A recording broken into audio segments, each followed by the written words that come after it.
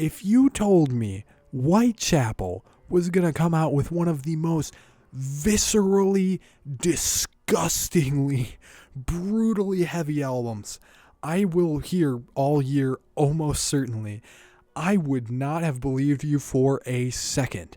It's not like they're entirely washed or anything. The Valley in particular was pretty good. Still okay with what they put out, but they're a little bit washed. They're a little bit washed for sure. Not anymore in the slightest. This has got to be their best album. That is kind of crazy because the Somatic Defilement is kind of a deathcore classic. But looking back on it, it's kind of the time.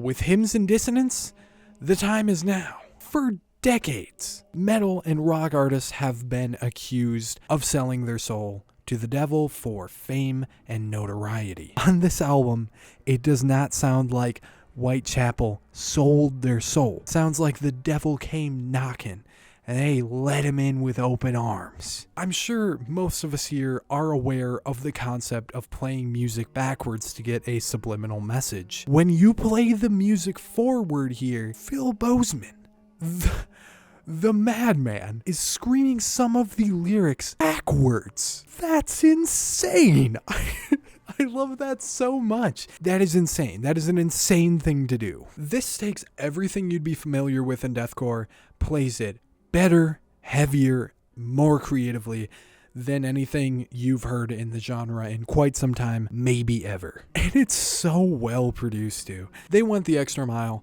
They put a lot of thought, care, and effort into this one. And that also shines through on the concepts that are explored on this album. And that is because the first tracks are meant to be excluded as a bit of an opener. And then past that, the tracks are supposed to each represent the 7 deadly sins. And that's so fun. This album is just as demonic and crazy as it looks, and I never expected that. There's absolutely a lot of alternate dimensions where I just skipped over this one because I'm like, it's just another deathcore album. Like, this isn't gonna do that much for me. I'm much happier for the reason that I did not skip over it. Do not skip it if you're into anything heavy.